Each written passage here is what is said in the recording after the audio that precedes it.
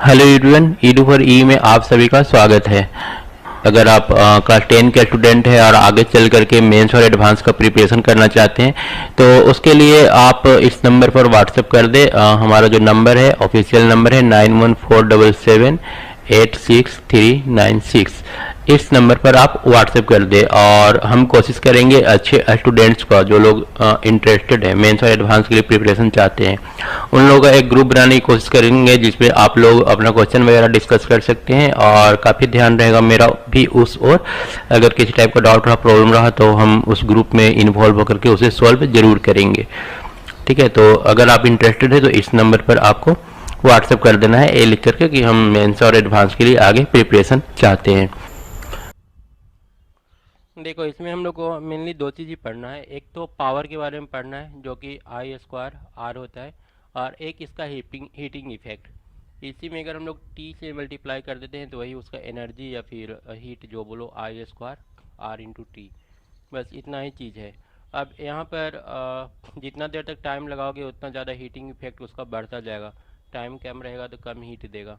और एक तो रेजिस्टेंस पर डिपेंड कर रहा है, अगर रेजिस्टेंस जितना ज़्यादा रहेगा उतना ज़्यादा हीट होगा। तो एक बार देख लेते हैं क्या दिया है। We know that a battery और cell is source of electrical energy. Battery और हम लोग का सेल जो है इलेक्ट्रिकल एनर्जी का सोर्स है। The chemical reaction within the cell generate the potential difference between the two terminal. दो टर्मिनल के बीच पोटेंशियल डिफरेंस हम लोग का जनरेट कौन करता है? सेल करता है। सेल के अंदर जो केमिकल एनर्जी होता है वही हमारा इलेक्ट्रिकल एनर्जी में कन्वर्ट होकर के और तुम्हारा पोटेंशियल डिफरेंस जनरेट करता है। Set the electron in motion. और एक पोटेंशियल डिफरेंस क्या करता है?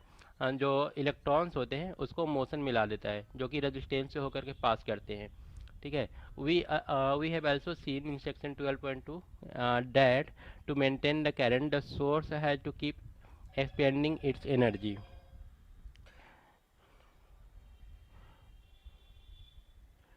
तो यहाँ पर बोल रहा है कि क्या बोला है? we have also seen in section इतना that to maintain the current को अगर मेंटेन करके रखना है, the source has to keep expanding its energy। तो सोर्स को अपना एनर्जी जो है वो बर्बाद करते रहना होगा। Where does this energy go? ये सारा एनर्जी जाता कहाँ पर है? अब एनर्जी तो बर्बाद मतलब ख़त्म तो नहीं होगा, कहीं ना कहीं एक फॉर्म से दूसरे फॉर्म में कन्वर्ट हो जाएगा। मतलब वो जो केमिकल एनर्जी का लॉस हो रहा है वो कहीं ना कहीं दूसरा एनर्जी में कन्वर्ट होगा। तो वो कहाँ जा रहा है?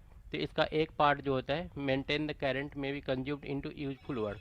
इसका कुछ पार्ट जो होता है वो यूजफुल वर्क में कन्वर्ट हो जाता है, लाइक रोटेटिंग द ब्लेड और इलेक्ट्रिक फैन। और rest of the source energy में be expended in heat to raise the temperature of gadget. और इसका कुछ जो पार्ट होता है वो कहाँ चला जाता है? वो एज ए हीट डिस्ट्रॉय हो जाता है। We often observe this in our everyday life. ये हम लोग एवरीडे लाइफ में ऑब्जर्व करते हैं। इलेक्ट्रिक फैन जो होता है वो गर्म हो जाता है कंटिन्यूसली लंबे टाइम तक यूज के बाद। On the other hand if the electrical circuit is pure resistive, और सर्किट हमारा अगर पूरा रेजिस्टिव रहा, that is a configuration of resistor only connected to a battery, the source energy continuously get dissipated entirely in the form। और अगर source में सिर्फ और सिर्फ रेजिस्टेंस, प्योर रेजिस्टेंस लगा हुआ है तो ये जो पूरा हीट होता है वो सारा का सारा पूरी तरीके से लॉस हो जाता है। This is known as heating effect of electric current. इसको heating effect of electric current बोलते हैं। This effect is utilised in devices such as electric heater और इलेक्ट्रिक आयरन। ये कहाँ पर यूटिलाइज होता है? इलेक्ट्रिक हीटर में या फिर आयरन में हम लोग इसका यूटिलाइज करते हैं।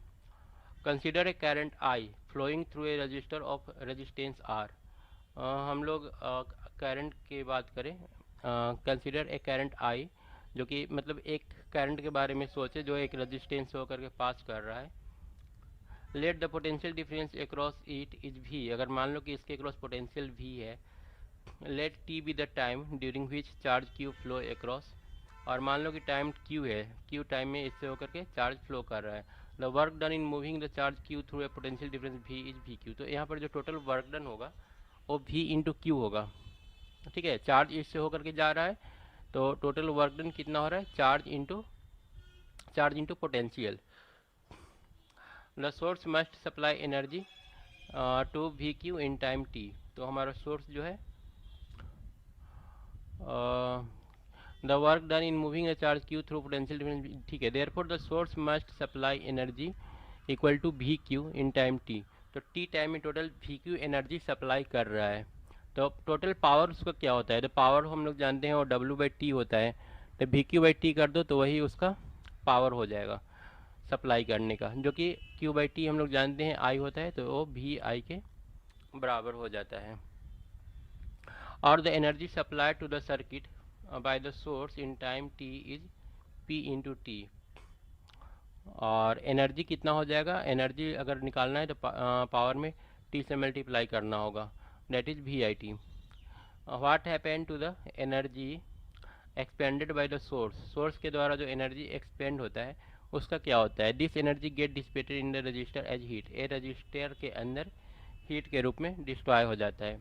दस for a steady current I the amount of heat produce in time T is V I T. Total heat produce कितना हो जाएगा, V I T.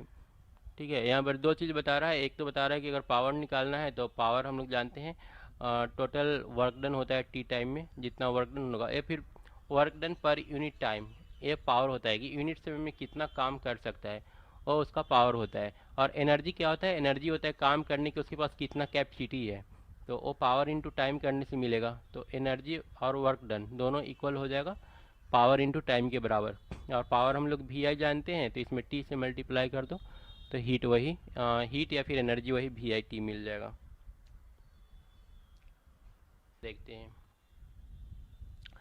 Applying Ohm's law. Ohm's law अगर अप्लाई करेंगे तो हीट प्रोड्यूस कितना हो जाएगा, ऊपर में हीट प्रोड्यूस कितना आया था, वी आई टी आया था, तो वी बराबर अगर आई आर हम लोग लिख लेंगे तो ये हो जाएगा I square R T. This known as Joule's law of heating, इसको हम लोग क्या बोलेंगे, जूल्स लॉ ऑफ हीटिंग।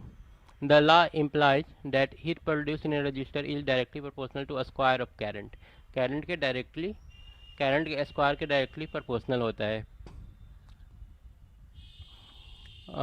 ठीक है, और डायरेक्टली प्रोपोर्शनल होता है रेजिस्टेंस के, ठीक है, और डायरेक्टली प्रोपोर्शनल होता है time for which the current flow, जितना देर करंट फ्लो करेगा उतना ज़्यादा हीट लॉस होगा। In practical situation when the electric appliance is connected to a known voltage source 12.8 AKS is used after calculating the current through it using the relation, क्या लिखा है, in practical situation when an electric appliance is connected to a non voltage source equation 12.21 is used after calculating the current through it using the relation I बराबर we are. मतलब कि अगर इस तरह से लगा हुआ है तो यहाँ पर आई स्क्वायर आर टी निकालना पड़ेगा, लेकिन आई कैसे निकालोगे, तो आई निकालने के लिए हम लोग वी बटा आर फार्मूला लगा देंगे तो आई निकल जाएगा। ये वाला क्वेश्चन देखो तो 12.10। एक चीज़ ध्यान देना, यहाँ पर जब वाट लिखा हुआ है ना तो समझ लेना वो पावर है, और वाट इंटू टाइम अगर रहेगा ना तो वो फिर जूल लिखा रहेगा। अगर जूल कहीं लिखा हुआ है तो समझ लेना कि एनर्जी है या फिर हीट है, लेकिन सिर्फ वाट रहेगा तो पावर होगा। यहाँ पर देखो दो ठो पावर दिया हुआ है, ये मैक्सिमम पावर है 840, तो जब पावर 840 है तो हम लोग को निकालने के लिए क्या बोला है, पावर हम यहाँ पर ले लेते हैं पी मैक्स 840 वाट। तो करंट क्या होगा, ए निकालने बोला है, भी कितना दे दिया है 220। हाँ और किसी का बना क्यों नहीं, ये तो काफ़ी इजी था। 840 बराबर हम लोग क्या यूज करेंगे, 220 इंटू आई। हाँ तो आई बराबर कितना आ रहा है 840। ये कैसे किया है, तो ओ नहीं नहीं नहीं ठीक बोल रही है ओ 80 रहता ना, 80 रहता तब होता। और फिर आर निकालने के लिए क्या करेंगे, आर बराबर हम लोग जानते हैं भी बटा आई, तो भी 220 और आई निकल चुका है 3 पॉइंट कुछ, तो यहाँ से कितना आ रहा है 57.60। अब सेम काम कर लेंगे पी मिनिमम के लिए भी, तो हो जाएगा।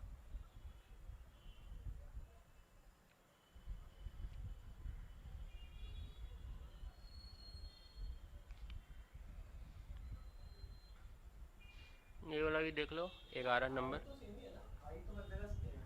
आज दोनों में सेम आ रहा है। हाँ हाँ, आई तो सेम है। 1.64 इसमें आया है।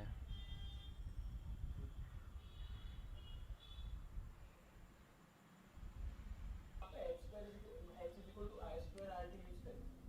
अब आपने आई स्क्वायर इधर ले आएंगे एच आर टी का। इतना जूल है ना, तो ये देखो ऑब्वियसली ये आई स्क्वायर आर टी है।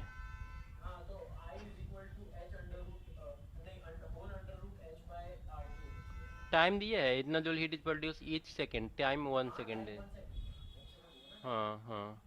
तो आई निकालोगे तो कितना आ जाएगा, 100/r का अंडर रूट ना। है? अच्छा हाँ ठीक है। 100/r का अंडर रूट। तो कितना आ रहा है 20 आया। 20? 4 से डिवाइड करेंगे तो आई का वैल्यू तो 5 आ रहा है।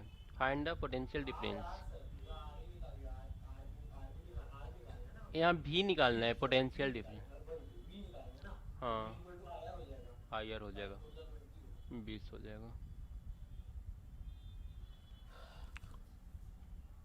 अब यहाँ पर एक क्वेश्चन पहले न्यूमेरिकल वाला कर लो, 2 नंबर देखो तो। हाँ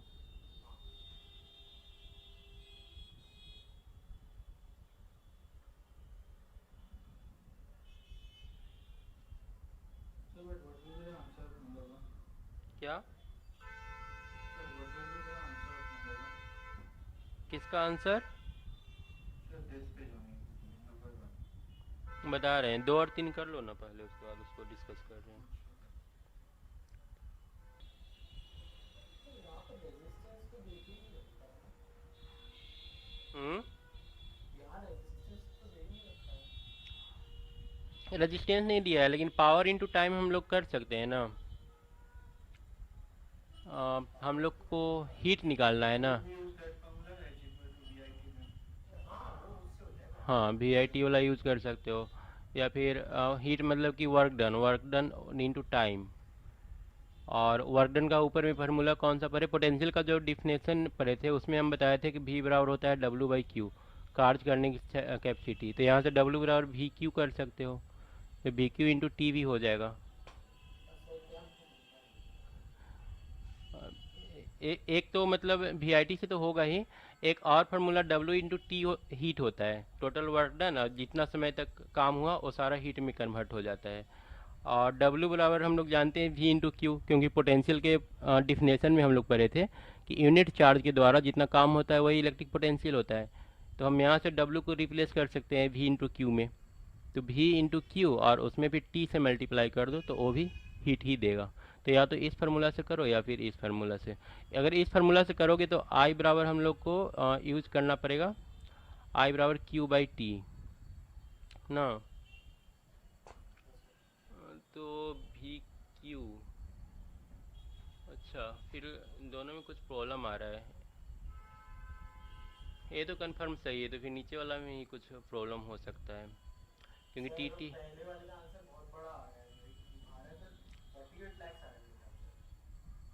अच्छा, सर मेरा भी वैसे ही आ रहा है। 48 लाख मतलब 48 लाख आ रहा है। 64.8 into 10 raised to 6। अच्छा, अभी थर्ड वाला। ओ यहाँ पर एक गलती कर रहे हैं। हीट बराबर क्या होता है, पावर इनटू टाइम ना।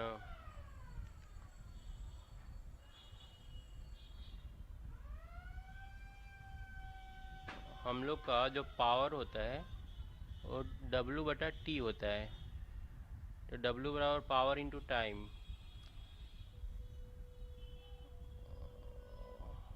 W बराबर पावर इनटू टाइम, और पावर बराबर क्या हो जाएगा, V इंटू आई, ये पावर होता है इंटू टी।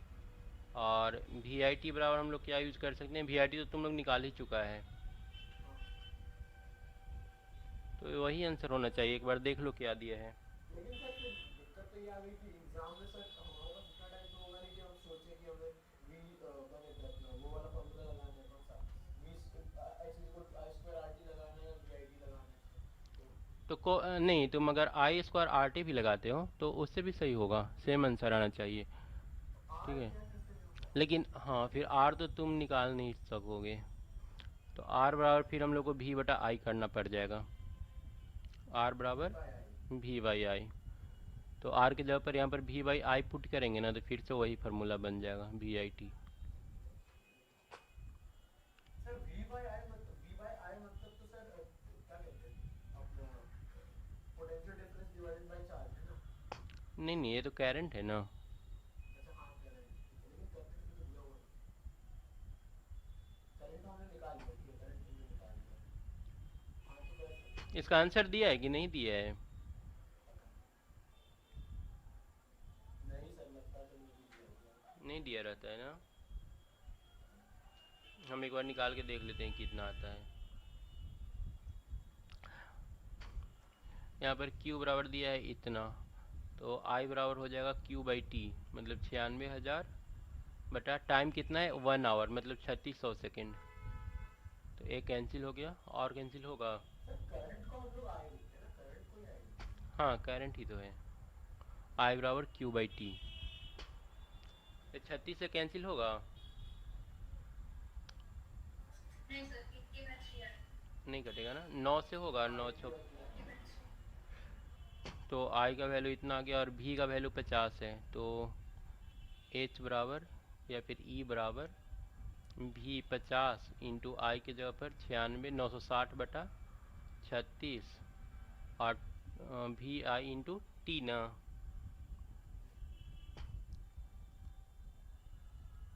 3600। तो ये आ गया 100। तो एक कितना आ रहा है 3 ठो जीरो, और 6 में 5 से 96 में 5 से मल्टीप्लाई करना है। 4 जीरो आ रहा है ना, 1 2 3 4,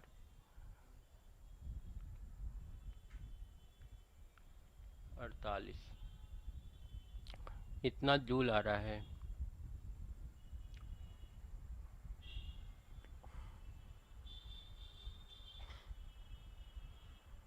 इसको हम 8 इंटू 10⁻6 कर देते हैं। लेकिन 8 नहीं आ रहा है, 4.8, 4.8 इंटू 10⁻3 और 3 6, इतना जूल हो जाएगा। उसके बाद 3 नंबर देखो। सर 3 नंबर में 15,000 आंसर आ रहा है।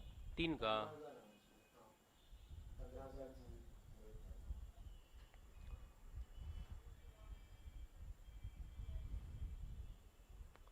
एन इलेक्ट्रिक आयरन रेजिस्टेंस इतना, take current 5 Sir, ampere. mine is coming 21,000 joule. क्या? Sir, mine is coming 21,000 joule. 3 का Yes, sir. देख लेते हैं। ये तो आई स्क्वायर आर टी कर सकते हैं, 25 इंटू आर 20 इंटू 30, 75 पर 2 जीरो 3 जीरो, ये आगा 1.5 into 10⁻4 आंसर आने वाला है। 150 आ रहा है, 150 पर 2 जीरो, इतना आ रहा है तो 15,000। हाँ तो 1.5 into 10⁻4 उतना ही होगा। हाँ सर लेकिन इस फॉर्म में आंसर लिखना हमें तो जरूरी होता है यार, हम लोग नॉर्मल में भी छोड़ सकते हैं। किस फॉर्म में? ये डेसिमल्स और इसके फॉर्म में डेसिमल। नहीं इतना भी छोड़ देंगे तो कोई दिक्कत नहीं है।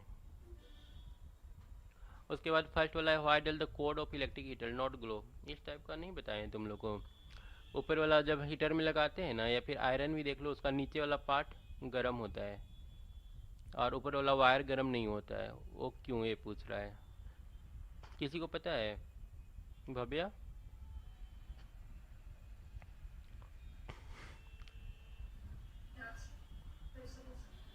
क्वेश्चन में बोल रहा है कि आयरन का नीचे वाला पार्ट। जो भीतर का हीटिंग एलिमेंट होता है ना, वो हम्म, ऐसे अलॉय से बना होता है, इसका रेजिस्टिविटी बहुत हाई होता है। हाँ वही रीजन होगा। तो हाँ तो जब करंट उससे फ्लो होता है तो वो हीटिंग एलिमेंट हो जाता है। हाँ नीचे वाला जो वायर होता है ना, वो नाइक्रोम का बना होता है और इसका रेजिस्टेंस काफ़ी वो ज़्यादा कौन सा हाई अलॉय होता होता है है। वो तो नहीं पता, लेकिन एक हाँ अलॉय होता है जिसका रेजिस्टिविटी बहुत हाई होता है। याद रख लेना, जो हीटर वाला होता है ना, वो नाइक्रोम का बना होता है, हीटर या फिर आयरन वगैरह और का। जो कॉर्ड होता है सर, कॉर्ड होता है वो कॉपर या एल्यूमिनियम का होता है, तो हाँ, वो और उसकी कॉपर या फिर रेजिस्टिविटी। अल्युमिनियम का, जिसका रेजिस्टेंस बहुत कम होता है। हाँ तो वो फिर ग्लो नहीं करता। क्योंकि रेजिस्टेंस हाई रहेगा तभी आई स्क्वायर आर टी ज़्यादा होगा, तभी ये ग्लो करेगा। और ठीक है, ये याद Sir, कर those लेना। are I can't understand. You please explain once again. देखो ऊपर वाला जो इसका वायर है ना वो बना हुआ है एल्युमिनियम का या फिर कॉपर का। इसका रेजिस्टेंस काफ़ी लो होता है। रेजिस्टेंस लो होगा तो यहाँ पर हीट कितना प्रोड्यूस होगा, आई स्क्वायर आर टी। ये वाला बहुत छोटा है, मान लो zero, It will be less. मान लेते हैं जीरो, तो जीरो हो गया। और नाइक्रोम तार का 3000 ओम के आसपास रेजिस्टेंस होता है। तो यहाँ पर आई स्क्वायर इंटू 3000 इंटू टी, तो ये काफ़ी ज़्यादा हाई हो गया। तो ये याद कर लेना सिर्फ तुम लोग कि अंदर वाला पार्ट जो होता है हीटर या फिर आयरन और नाइक्रोम का बना होता है, और बल्ब वाला जो होता है वो टंगस्टन का बना होता है। टंगस्टन किस चीज़ से मिलकर बनता है, जिंक और टीन, पता नहीं सर, अलायंस का मुझे नॉलेज नहीं क्या है। शायद जिंक और टीन से मिला रहता है। उसके बाद It does not hit you. Hmm The cord. Then question that is asked na, the why does not, the cord does not hit. Does not glow, क्योंकि हीट ही नहीं है तो फिर ग्लो कैसे करेगा, हीट रहेगा तब तो ग्लो करेगा। अच्छा, means cord were taken out. हम्म अब रेजिस्टेंस हाई रहने से क्या होगा, इलेक्ट्रॉन जाकर के टकराएगा उसके एटम से, बार बार फास्ट मूव कर रहा है, बीच में आ जाएगा, टकराएगा, टकराने से हीट निकलेगा। Okay. उसके बाद है practical application of heating effect of electrical current. इसका एप्लीकेशन क्या क्या है। हीटिंग इफेक्ट का ऐसे तो हम लोग जानते ही हैं, सब जगह पर यूज हो रहा है आयरन वगैरह में। The generation of heat in a conductor is an inevitable consequence of electric current. In many cases it is undesirable as it converts useful electrical energy into heat. ये क्या करता है, यूजफुल इलेक्ट्रिकल एनर्जी को heat में convert करता है। Electric circuit, the unavoidable heating can increase the temperature of the component and alter their properties. जो material होता है उसके टेम्परेचर को क्या करता है, बढ़ा देता है। How over heating effect of electric current has many use for application, लेकिन इसके हीटिंग इफेक्ट का बहुत यूज ही है। The electric laundry iron toaster, electric oven, electric kettle and electric heater are some of the familiar device based on Joule's heating। तो ये सारा device का नाम दे दिए है। The electric heating is also use to produce light, light में भी यूज होता है। And in an electric bulb, bulb क्या लिखा है, electric heating is also use to produce light in electric bulb. Here the filament must retain as much of the heat generated as is possible so that it get very hot and emit light। It must not melt at such high temperature। और हम लोग को ये भी ध्यान देना है कि इस टेम्परेचर पर ये फिर मेल्ट ना हो जाए। A strong metal with high melting point such as tungsten, tungsten का मेल्टिंग पॉइंट कितना है, 3380 डिग्री सेंटीग्रेड, ये हम लोग यूज़ करते हैं। is used to making bulb filament। The filament should be thermally isolated as much as possible using insulating support। इस बीच में इंसुलेटिंग सपोर्ट दे करके इसको हम वायर से दूर रखते हैं, नहीं तो वायर के साथ अगर टच में रहेगा तो वायर जल जाएगा। The bulb are usually filled with chemically inactive nitrogen and argon gas. Nitrogen और आर्गन गैस भरा रहता है ताकि वो रिएक्शन ना कर ले एयर के साथ, एयर में रखेंगे तो रिएक्शन कर लेगा हाई टेम्परेचर पर। Most of the power consumed by filament appear as heat। Maximum power जो होता है हीट के रूप में यूज होता है, एपियर होता है। But A small part of it is in the form of light radiated, लेकिन इसका थोड़ा सा पार्ट जो होता है और लाइट के रूप में। Sir, I can't understand this whole plan. क्या Sir, this plan I can't understand. देखो, इसमें बता रहा है कि हम लोग हीटिंग का यूज करते हैं, हीटिंग इफेक्ट का यूज करके मतलब बल्ब में हम लोग जो वायर यूज करते हैं ना वो किस चीज़ का बना होता है, वो सबसे पहले बताया कि टंगस्टन का बना होता है। और बल्ब के अंदर जनरली हम लोग ऐसा मटेरियल लेते हैं जो हाई टेम्परेचर पर पिघल ना जाए। तो टंगस्टन एक ऐसा मटेरियल है जो तब पिघलेगा जब उसका टेम्परेचर 3380 डिग्री सेंटीग्रेड हो जाएगा। ठीक है, तो इसलिए टंगस्टन हम लोग लेते हैं। और इसके अलावे ये टंगस्टन भी जो है ना इतना टेम्परेचर पर एयर के साथ रिएक्शन कर जाएगा। तो एयर के साथ रिएक्शन ना करे उसके लिए बल्ब के अंदर आर्गन और नियोन गैस भरा रहता है। आर्गन और नियोन जानते हो इनएक्टिव मतलब इनएक्टिव गैस है, ये रिएक्शन जल्दी करता नहीं है, नोवेल गैस। नोवेल गैस है। तो यही दिया है। इसके अलावा ये भी बोला है कि यहाँ पर हालांकि मैक्सिमम जो एनर्जी लॉस होता है वो हीट के रूप में होता है, थोड़ा बहुत ही होता है जो लाइट के रूप में निकल जाता है। तो यहाँ पर जो कुछ भी बताया है वो सिर्फ बल्ब के बारे में बताया है, बल्ब के फिलामेंट के बारे में बताया है। ठीक है। Another common application of Joule's heating is the fuse. देखो फ्यूज भी जूल्स हीटिंग के इफेक्ट पर ही काम करता है। Use in electric circuit. ये क्या होता है, हम लोग फ्यूज जैसे मान लो कि हमारा डिवाइस 1 एम्पियर का है, तो हम चाहेंगे कि 1 एम्पियर से ज़्यादा करंट इसमें ना जाए, नहीं तो ये जल जाएगा और डिवाइस कीमती होता है। तो हम लोग यहाँ पर एक फ्यूज लगा देते हैं, एक वायर लगा देते हैं जिसका कैपेसिटी 1 एम्पियर होता है। जैसे ही 1 एम्पियर से ज़्यादा होगा ये जल जाएगा और ये वाला जो डिवाइस है वो बच जाएगा। It protect circuit and appliance from stopping the flow of any unduly high current electric current. The fuse is placed in series with device. Device के साथ इसको सीरीज में रखते हैं। It consist of a piece of wire made of metal और an alloy of appropriate melting point. या तो metal का रहता है या फिर किसी एलॉय का बनाया रहता है। फॉर एग्जांपल एल्युमिनियम का ले सकते हैं, कॉपर का ले सकते हैं। कॉपर तो बहुत ज़्यादा यूज होता है, जनरली स्टेबलाइजर वगैरह का फ्यूज उड़ जाता है तो हम लोग वहाँ पर क्या करते हैं, कॉपर का एक वायर तोड़ करके पतला सा निकाल करके और फ्यूज के अंदर लगा देते हैं। If a current larger than the specified value flow through the circuit, the temperature of the fuse wire increase। अगर ज़्यादा करंट फ्लो करेगा तो ये फ्यूज का टेम्परेचर बढ़ेगा। This melt the fuse wire, और ये फ्यूज वायर को जला देगा। The fuse wire is usually encased in a cartridge of porcelain और similar material with metal end. तो इसमें क्या होता है, दो तरफ मेटल इंड लगा रहता है और बीच में वायर ऐसे रहेगा और बीच में यहाँ पर कांच दिया हुआ रहता है जिससे वायर देख सकते हो तुम कि वो जला है कि नहीं जला है। The fuse used for domestic purpose. Fuse किस किस रेटिंग का आता है, तो 1 से लेकर के 10 एम्पियर रेटिंग तक का आता है। For an electric iron which consume 1 kilowatt electric power when operated at 220 volt.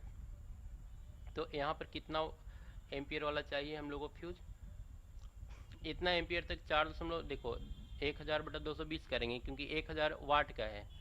ठीक है, तो 1000 वाट का है तो 220 से डिवाइड करेंगे तो उस पर मैक्सिमम इतना करंट फ्लो करना चाहिए। इससे ज़्यादा फ्लो करेगा तो आयरन ख़राब हो जाएगा क्योंकि आयरन 1000 वाट का है। तो हम लोग क्या करते हैं, एक फ्यूज़ लगा देते हैं 5 एम्पियर का।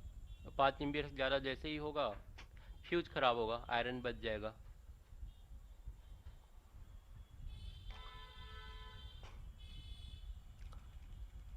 उसके बाद अब पावर दिया है। You have studied in your earlier class that the rate of doing work is power. This is also the rate of consumption of energy. Equation 12.21 gives the rate at which electric energy is dissipated or consumed in electric circuit. This is term as electric power। ठीक है, इसको हम लोग VI को electric power बोलेंगे। P बराबर VI या फिर I² R या फिर V²/R, ये तीनों पावर का ही फार्मूला है। The SI unit of electric power is watt. इसका यूनिट क्या हो जाएगा, watt. It is power consumed by a device that carry 1 ampere of current when operated a potential difference of 1 volt। 1 वाट कब कहेंगे, जब 1 वोल्ट पोटेंशियल डिफरेंस दिया गया हो और उससे 1 एम्पियर करंट फ्लो कर रहा हो, तो वोल्ट एम्पियर को ही हम लोग वाट बोलते हैं। The unit watt is very small, ये बहुत छोटा यूनिट है। Therefore in actual practice we use a much larger unit called kilowatt. हम लोग ऐसे कोई बड़ा सा यूनिट यूज करते हैं जो कि किलोवाट होता है। It is equal to 1000 watt. 1 kilowatt में 1000 वाट होता है। Since electrical energy is the product of power and time, the unit of electrical energy is therefore watt hour. तो पावर से सिर्फ नहीं होगा, हम लोग टाइम भी काउंट करते हैं, तो वाट आवर हो जाता है एनर्जी का यूनिट। एक क्वेश्चन तुम लोग सॉल्व करो तो मान लो कि 100 वाट का बल्ब है। 100 वाट का बल्ब जनरली आता है और इसको हम 1 घंटा तक चलाएं, 1 घंटा तक ये ऑन रहा। ठीक है, और बिजली बिल मान लो कि 1 किलोवाट का मतलब 6 रुपये यूनिट है। एक यूनिट मतलब कितना होता है? एक यूनिट में होता है 1000 वाट आवर। बोलो तो 1 घंटा का प्राइस कितना होगा, कितना पे करना पड़ेगा? सर आपको 0.6 रुपीज़ मतलब 0.6।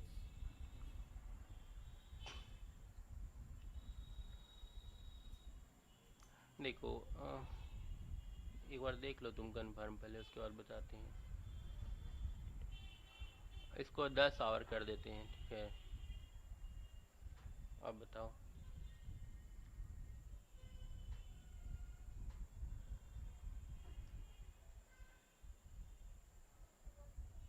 Sir 60 rupees. 60 रुपया बहुत ज़्यादा नहीं हो जाएगा? सर 10 यूनिट आपका होगा ना 1000, सॉरी 6 ही रुपये होगा सर। 6 रुपया होगा, क्योंकि ये वाट और आवर दोनों को मल्टीप्लाई करो तो टोटल एनर्जी कितना हुआ? 1000 1000। वाट आवर, मतलब कि टोटल एनर्जी कितना गया? 1 यूनिट। तो 1 यूनिट एनर्जी गया, तो 1 यूनिट एनर्जी का प्राइस कितना है? 6 रुपया। मतलब 100 वाट के बल्ब को अगर हम 10 घंटा जला के छोड़ देंगे तब जा करके 100 रुपया का बिल बनेगा। 6 रुपया का बिल बन रहा है।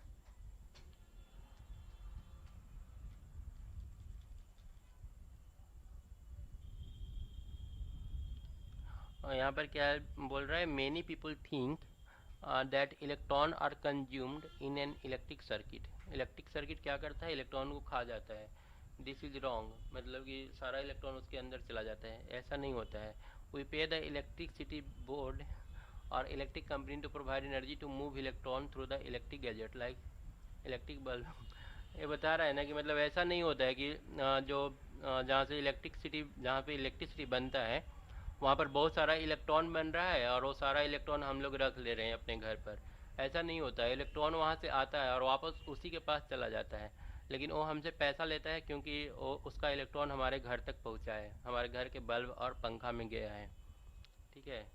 तो ये सिंपल सी बात है, वो इलेक्ट्रॉन ख़त्म थोड़ी होगा, और टकराता है, टकराने से उसका थोड़ा एनर्जी लॉस होता है, रिटर्न तो चला ही जाता है। ये वाला देखो तो 12.12।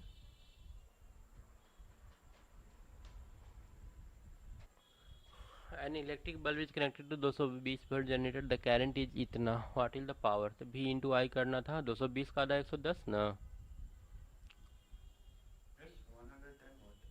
हाँ ठीक है, 110 Sir, watt. वाट। Sorry. हाँ ठीक है,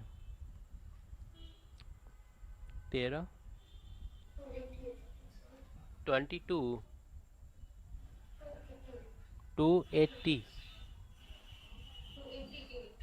288 आ रहा है।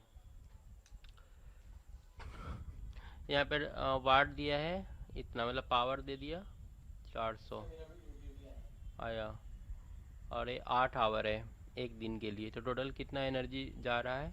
400 इंटू 8 एक दिन में, 30 दिन में कितना चला जाएगा? इतना एनर्जी। इसको यूनिट में कन्वर्ट कर लो, किलो वाट आवर में। तो 1000 से डिवाइड करेंगे तो इतना किलो वाट आवर आ जाएगा, 96 kilo watt hour.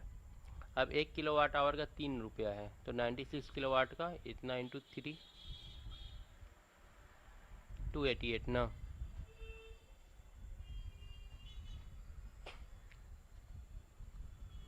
Either heating element also. हाँ, क्योंकि ऊपर वाला जो वायर था ना वो कॉपर एल्युमिनियम का बना हुआ था, जिसका Sir, resistance which one you have taken as heating element? क्या? Sir, which appliance you have taken as heating element? I mean copper or aluminum? तुम एग्जांपल ले लो आयरन का, आयरन ले लो। आयरन में एक तो ऊपर वायर लगा होता है जिसके साथ कोड कनेक्टेड होता है, और नीचे कुछ ऐसा बना होता है, मान लो इस टाइप का बना हुआ है जहाँ पर नाइक्रोम वायर होता है और इसके अंदर से वायर पास करता है। तो इतना दूर जो So वायर the है, heating element is nichrome only. हाँ ये जो हीटिंग एलिमेंट है नाइक्रोम का है, और ऊपर वाला जो है वो कॉपर और एल्युमिनियम का है। So cord is copper aluminum. हाँ, तो ए वाला इतना दूर वाला ठीक है ना, रेजिस्टेंस कम होगा तो हीट नहीं होगा, इसका रेजिस्टेंस ज़्यादा होगा इसलिए हीट होगा। Okay, okay. You can't find the energy. Power निकल गया तो टाइम से मल्टीप्लाई कर दो, वही तो एनर्जी हो जाएगा। पावर वी आई होता है और एनर्जी वी आई टी होता है।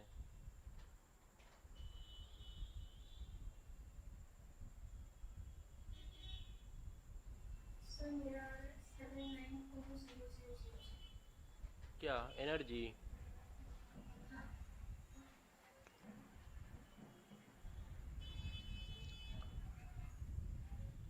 पावर तो हो जाएगा 5 से मल्टीप्लाई कर दो तो 1100 वाट ना।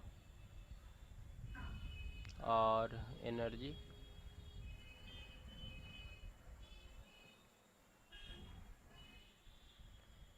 1100 इंटू टाइम 2 आवर। एनर्जी तेरा 7.92 into 10 6। हाँ exactly sir, exactly. Watt hour में कन्वर्ट करेंगे ना, 2 से ही तो मल्टीप्लाई होगा। सेकंड में करेंगे तो फिर वो एनर्जी सेकंड में करेंगे तो फिर वो जूल में कन्वर्ट हो जाएगा। तो फिर ठीक है, जूल में भी रख सकते हो या फिर वाट आवर में रख सकते हैं हम लोग। अगर सेकंड से करेंगे तो वो जूल में होगा, अदरवाइज वाट में होगा, वाट आवर। सर बट ऐसा यूनिट ऑफ एनर्जी जूल होगा ना? Yes sir. A wire of resistance R1 is cut into 5 equal pieces। इसका रेजिस्टेंस R1 है और इसको 5 पीस में कट किया गया है।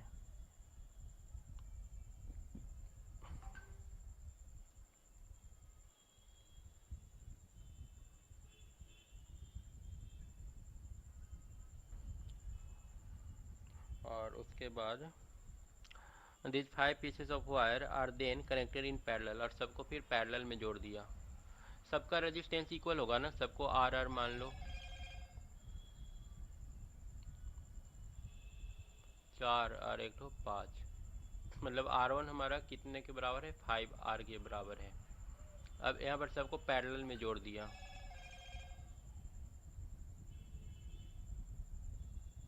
ठीक है, पैरेलल में जोड़ने के बाद पूछ रहा है कि यहाँ पर अब इसका जो नया रेजिस्टेंस आएगा वो R2 आएगा। तो R1 और R2 का रेशियो क्या होगा बताओ तो।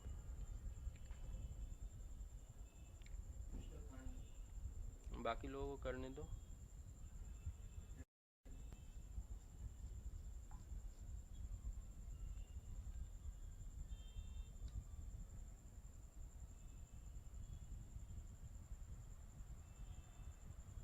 सर मुझे क्वेश्चन नहीं समझ आ रहा। पहले बोल रहा है ना कि एक वायर लिया लंबा सा, ठीक है, जिसका लेंथ यहाँ से लेके यहाँ तक है।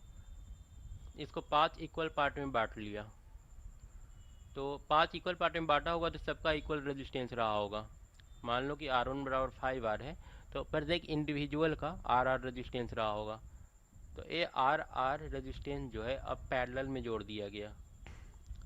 तो नया रेजिस्टेंस कितना हो जाएगा? R2। पहले तो 5R था, अब कितना होगा? R/5 होगा।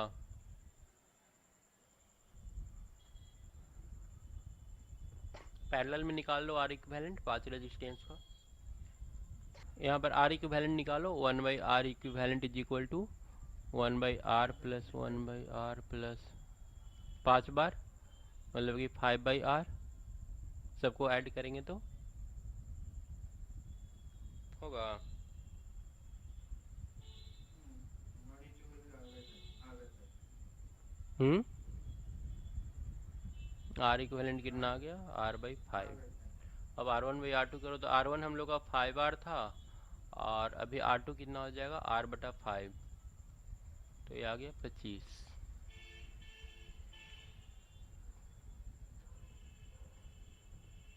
44 में 2 resistance when connected in parallel give resultant value 2 ओम, मतलब 2 रेजिस्टेंस है, इनको पैरेलल में कनेक्ट करते हैं। ये मान लो R1 होगा और ये वाला होगा R2। तो ये हम लोग को R इक्विवेलेंट कितना दे रहा है? 2 ओम।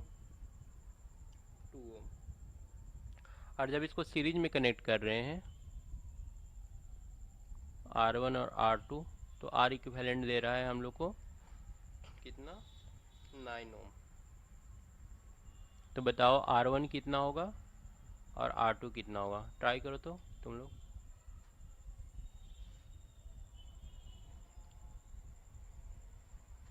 इसमें बताओ आर इक्विवेलेंट कितना हम लिखे, R1 R2 बटा R1 प्लस R2 लिख सकते हैं पैरेलल में है तो। yes sir.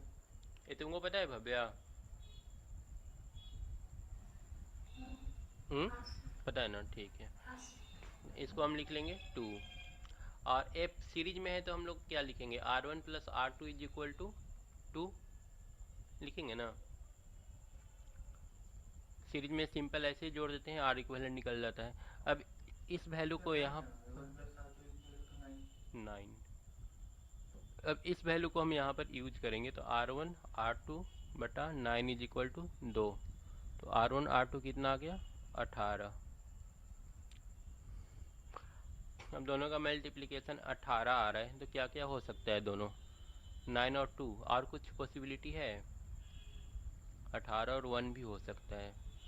3 और 6. कितना, 6 और 3, और देखो 6 और 3 हम लोग का आंसर हो जाएगा, क्योंकि R1 प्लस R2 9 भी होना चाहिए, तो करेक्ट आंसर 6 और 3। ताकि R2 का वैल्यू 3 R1 का वैल्यू 6। देखो R1 यहाँ पर तुम उल्टा भी लगाओगे तो कोई फर्क नहीं पड़ेगा, ठीक है। एक तुम दोनों में से किसी को भी R1 कंसीडर कर सकती हो, किसी को भी R2 कंसीडर कर सकती हो, वैसे कोई फर्क नहीं पड़ेगा। इसको ऊपर इसको नीचे कर दो, हम बोल देंगे कोई एक रेजिस्टेंस 6 ओम का है और कोई दूसरा है 3 ओम का।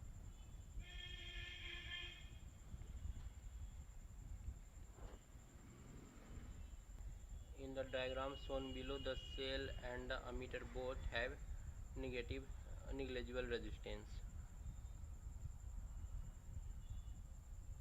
Resistors are identical. With the switch K open, the ammeter reads 0.6 ohm ampere. यहाँ पर देखो एक फिगर दिया है इस टाइप का, यहाँ पर अमीटर लगा हुआ है, यहाँ पर बैटरी लगा हुआ है। One thing I can't understand, when the switch is open, how will the current will ऊपर के 2 रजिस्टर से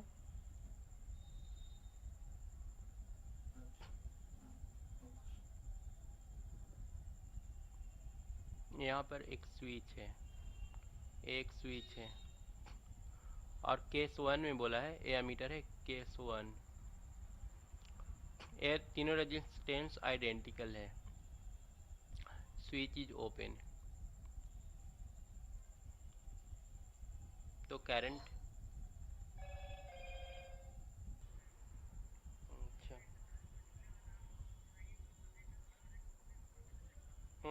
वो लोग से तो ठीक रहता है, परेशानी ज़्यादा नहीं होता है।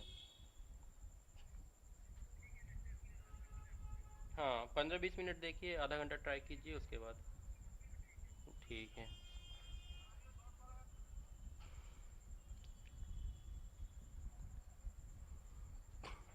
अब फर्स्ट केस में ये लोग क्या बोला है, करंट कितना फ्लो कर रहा है, 0.6 एम्पियर इतना करंट फ्लो कर रहा है। What will be the ammeter reading when the switch is closed, और जब स्विच क्लोज करेंगे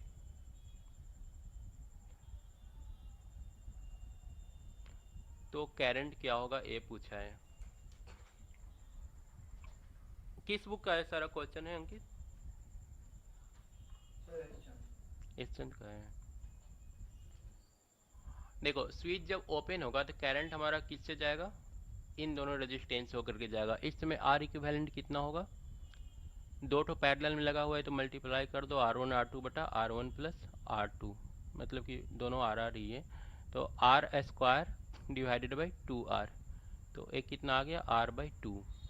तो अभी हम लोग का करंट कितना हो जाएगा, V बटा R, मान लो यहाँ पर पोटेंशियल डिफरेंस V है, तो V बटा R के जगह पर क्या यूज करेंगे R/2, लेकिन दे दिया है कि ये जो I है कितना है 0.6 एम्पियर है, मतलब 0.6 बराबर हम लोग लिख सकते हैं 2V/R। तो यहाँ से V/R हम लोग निकाल सकते हैं, और कुछ तो नहीं निकाल सकते, बट V/R निकल जाएगा 0.6 बटा 2 हो जाएगा 0.3, इसको हम लोग रखते हैं 1। अब जब स्विच को क्लोज करेगा तो स्विच को क्लोज करने से रेजिस्टेंस 3 ठो हो जाएगा पैरेलल में, तब आर इक्विवेलेंट हम लोग को कैसे निकलेगा,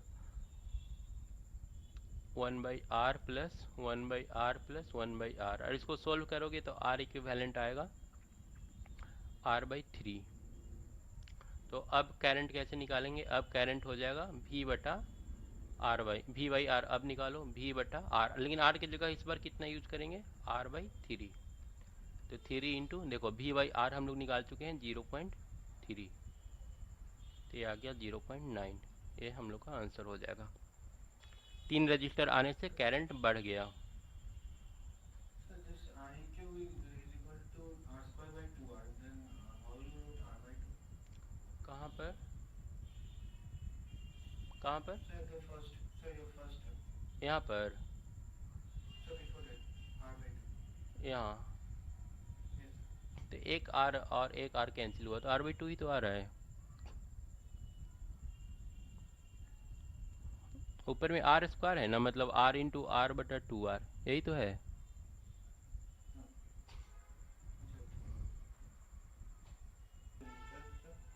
This I equal to 3V by R. What is? V बटा R इक्विवेलेंट।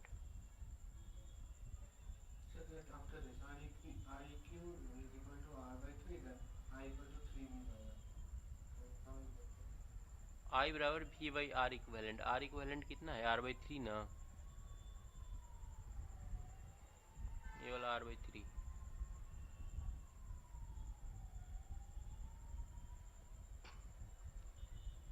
ठीक है। Sir, I can't understand. I बराबर V बटा R equivalent. Sir, I didn't get you. V बटा R इक्विवेलेंट दिख रहा है जो लिख रहे हैं। हाँ. V बटा R इक्विवेलेंट कितना है? R/3 ना।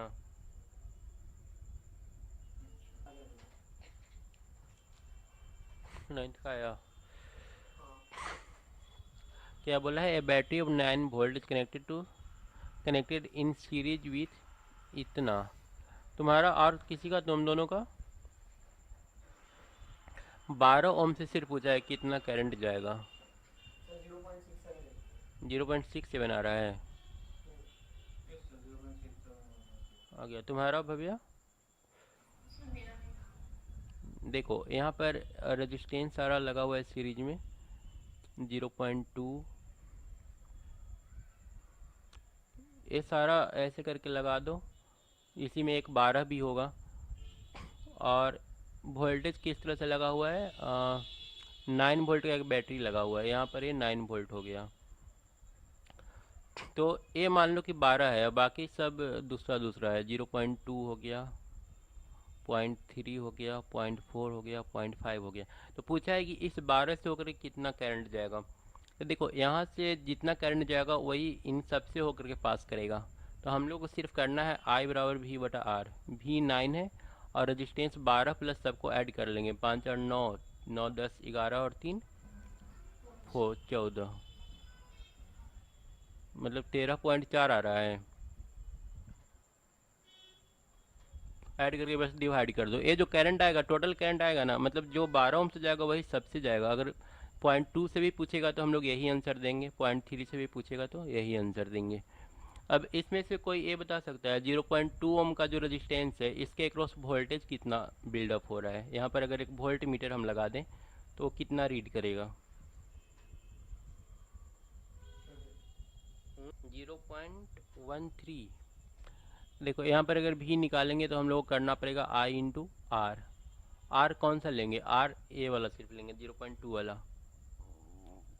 तो 9 बटा 13.4 इंटू 0.2 ये हो जाएगा।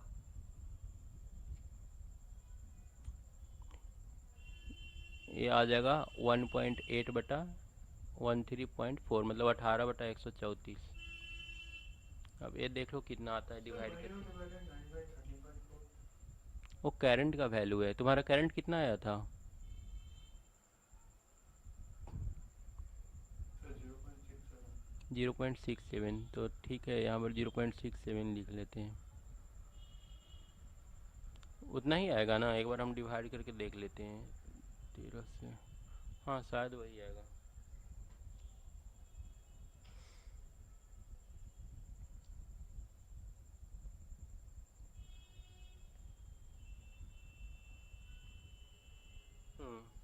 उतना ही आ रहा है।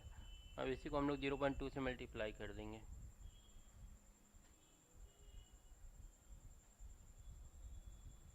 0.13 कितना आ रहा था तुम्हारा? सर 0.12 तो ठीक है। सर क्या?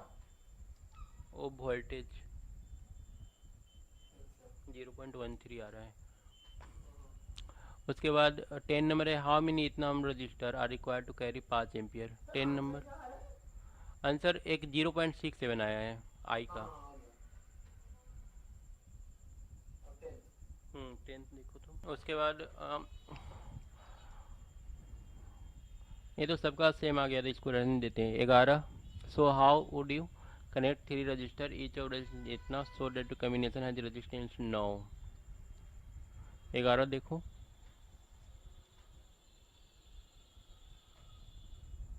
So that means we have to draw the circuit diagram, ना? हाँ ड्रॉ करके देखना पड़ेगा कि कैसे कनेक्ट करें कि 9 एक को सीरीज में रहने दो और बाकी दो को Two in पैरेलल में parallel. कनेक्ट कर दो। And so in order to get 4 ohm, it will be 1 6 ohm and another 2 6 ohm in series. Means 2 6 ohm in series and 1 6 ohm in parallel. 2 6 Om series में कर लेंगे और एक तो parallel में ऐसे। हाँ, parallel. Yes, like that. तो ये वाला हो जाएगा 6 और 6 12 और 6 तो 12 गुने 6 बटा So 72 18। by 18. ठीक है, दूसरा ये होगा। ठीक है ना, यहाँ पर 6 और 6 पैरेलल में करेंगे तो 3 हो जाएगा और 6 और 3 मिल करके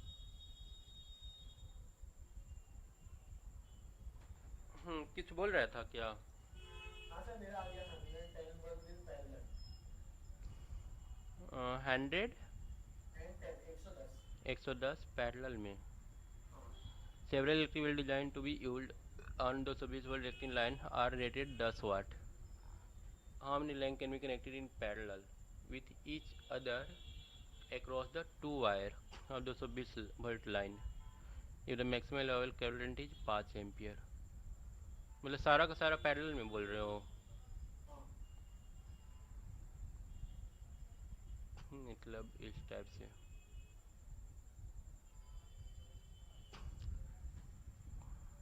तो अगर सबको पैरेलल में हम लोग अलाउ करेंगे, टोटल 5 एम्पियर करंट जा रहा है, सबका इक्विवेलेंट रेजिस्टेंस कितना हो जाएगा? R/10।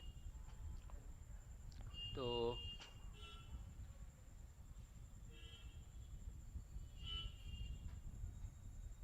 सर इक्विवेलेंट रेजिस्टेंस हो जाएगा 4840 बाय एन। 10 वाट का प्रत्येक है ना electric supply are rated 10 watt. Bulb 10 watt दिया हुआ है तो हम लोग I²R=10 यूज करेंगे, तो या फिर V²/R यूज कर लेते हैं। V²/R=10 तो R कितना हो जाएगा? R बराबर हो जाएगा V²/10 मतलब कि 220 का स्क्वायर गुने 220 बटा 10। 220 इंटू कितना आ जाएगा? 220 इंटू 22 ये आ रहा है प्रत्येक रेजिस्टेंस का value.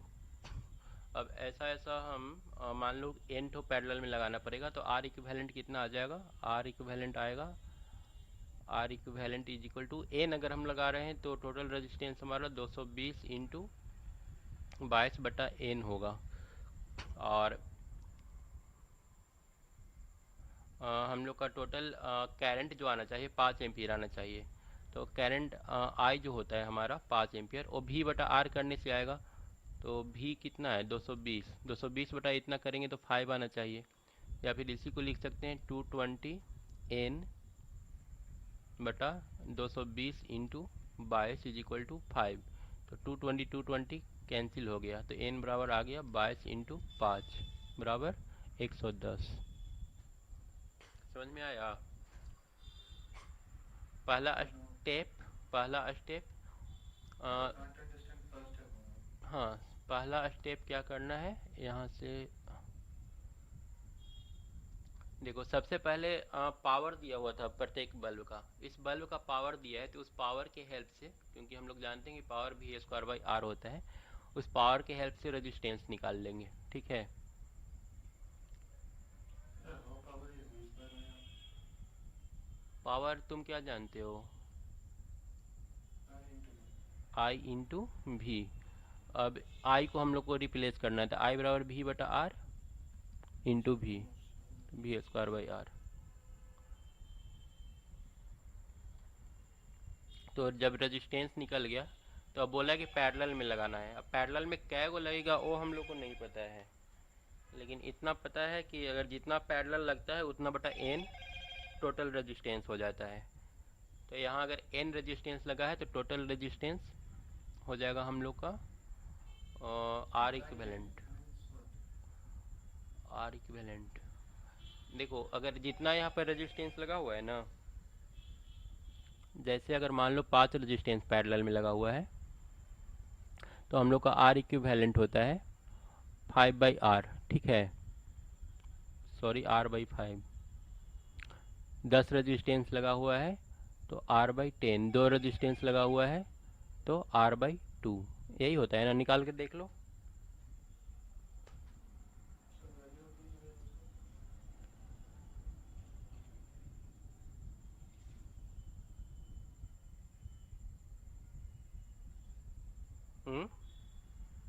So value of each resistance needs to be one. Value of resistance are रहने दो ना, सबका आर आर ले लो।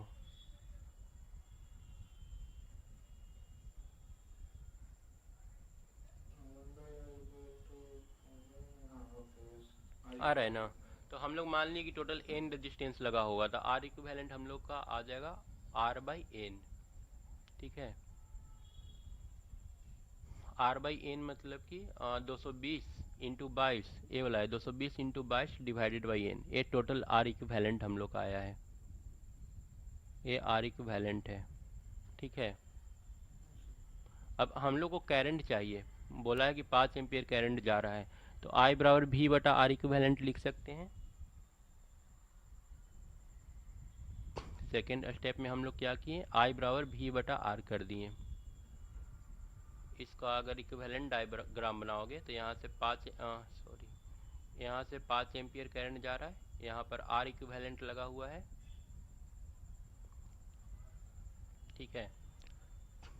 और यहाँ पर जो सप्लाई देकर के रखा हुआ है 220 देकर रखा हुआ है, तो हम लोग लिख सकते हैं 220 बटा R equivalent is equal to 5, ठीक है।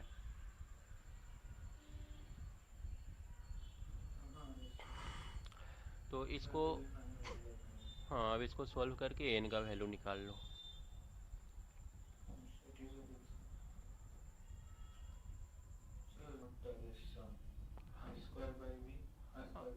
आई स्क्वायर भी इंटू आई बोल रहे हो, भी आई यूज नहीं किए क्योंकि हम लोग को आई नहीं चाहिए था, आर का रिक्वायरमेंट था, ठीक है। तो यूज करे कोई फ़ायदा होगा नहीं, हमको आर चाहिए जो रेजिस्टेंस लगा हुआ है ना उसका। तो जो भी पावर यूज करेंगे आर के टर्म यूज करेंगे। हाँ, ये आई स्क्वायर आर यूज कर सकते थे, ठीक है, लेकिन आई स्क्वायर आर भी यूज करते तो हमको इंडिविजुअल इस बल्ब में कितना करंट जा रहा है वो तो पता है नहीं, तो ये भी काम नहीं करेगा। तो हमारे पास ऑप्शन है कि भी स्क्वायर बाई आर यूज करो, क्योंकि इसके बीच का वोल्टेज हम लोग को पता है 220। तो सब याद रखना, ये भी याद रख लो, ये भी याद रख लो। रजिस्टेंस निकालने के बाद करंट निकाल लिए, 5 एम्पियर पता था, ए वाला फिगर यूज किए। करंट आई बराबर 5 बराबर भी 220 बटा आर।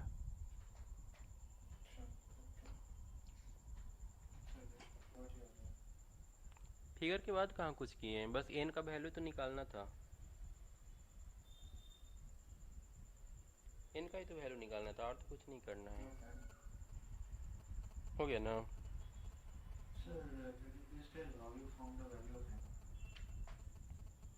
ये 220 कैंसिल हुआ।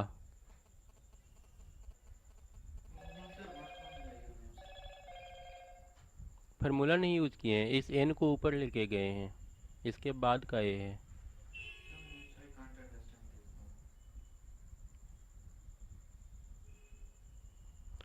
यहाँ पर एन है, इसको एक स्टेप और बढ़ा दो, यहाँ पर हम करते हैं 220 भागा कितना है 220 इंटू 22 बटा एन, ये है ना। तो इसको लिख सकते हैं ना 220 इंटू एन बटा 220 इंटू 22 लिख सकते हैं। फिर ए before this किस स्टेप के भी पहले? sir, this REQ number of registers, how you इसके बाद in which formula, sir? कहाँ पर? Sir, the topmost you have written 220y equal to 5. I mean, how you have got that? ए वाला? हाँ, sir. ये तो v बटा आर इक्विवेलेंट लिखा हुआ है।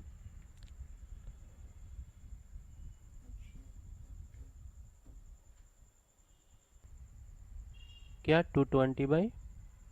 Sir, 220 into 22 by what is that? कहाँ पर? Sir, R equivalent. Yes, sir, yeah. ए वाला? हाँ, आर इक्विवेलेंट तुम निकाला था ना, आर इक्विवेलेंट कितना आया था तुम्हारा? 220 into 22. अब बटा एन नहीं आया।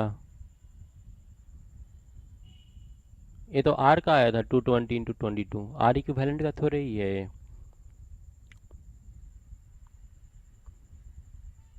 Sir, then how you got R equivalent? फिर अब टाइम नहीं है, तुम नेक्स्ट दिन हम अब इसको समझाएंगे। हम इतना बार तो बताएं कि पैरेलल में अगर एन रेजिस्टेंस लगा हुआ है तो आर बटा एन हो जाता है। ये सब क्या तुम समझ रहा था? आर बटा 5, आर बटा 2, आर बटा 10। हम बताएं ना कि एन रेजिस्टेंस अगर पैरेलल में है तो आर बटा एन हो जाएगा आर इक्विवेलेंट।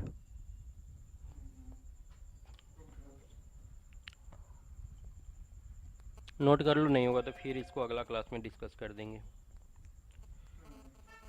ठीक ठीक है, ठीक है।